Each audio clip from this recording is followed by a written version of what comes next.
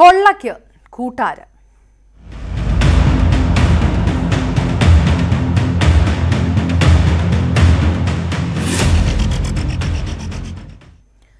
മുഖ്യമന്ത്രിയുടെ ദുരിതാശ്വാസ നിധിയുമായി ബന്ധപ്പെട്ട തട്ടിപ്പ് സംബന്ധിച്ച് രാഷ്ട്രീയ വിവാദവും കോൺഗ്രസ് ജനപ്രതിനിധികൾ വ്യാപകമായി അനർഹർക്കായി ശുപാർശ നൽകിയെന്ന ആരോപണവുമായി CPM നേതൃത്വം രംഗത്തെത്തി.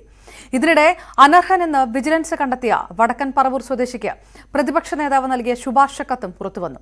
ഇതോടെ ദുരിതാശ്വാസ തട്ടിപ്പിന് പിന്നിലെ രാഷ്ട്രീയ ബന്ധം പുറത്തു കൊണ്ടുവരാനുള്ള നീക്കത്തിലാണ് വിജിലൻസ്. നിർധന കുടുംബാംഗമായ വടക്കൻ പറവൂർ സ്വദേശിക്ക് പണം അനുവദിക്കണമെന്നാവശ്യപ്പെട്ട് VD സതീശൻ മുഖ്യമന്ത്രിക്ക് നൽകിയ കത്താണിത്. കഴിഞ്ഞ ഡിസംബറിൽ നൽകിയ ഈ കത്തിൽ ഇയാൾ രോഗബാധിതനാണെന്നും നിർധന കുടുംബാംഗമാണെന്നും പ്രതിപക്ഷ നേതാവ് പറയുന്നു. എന്നാൽ മക്കളടക്കം വിദേശത്തുള്ള ഇയാൾ അനർഹനാണെന്നാണ് വിജിലൻസിന്റെ കണ്ടെത്തൽ. പ്രതിപക്ഷ നേതാവിന് പുറമെ ധനസഹായത്തിന് ശുപാർശ ചെയ്യുന്ന അടൂർ പ്രകാശ് MPയുടേതുൾപ്പെടെയുള്ള കത്തുകൾ പുറത്തുവന്നതാണ് പ്രതിപക്ഷത്തിനെ പ്രതിരോധത്തിലാക്കിയത്. ഒരാൾക്കോ രണ്ടു വാക്കെന്നോ അല്ലെങ്കിൽ അങ്ങനെ പറ്റുള്ളൂ, പറയാൻ പറ്റുള്ളൂ.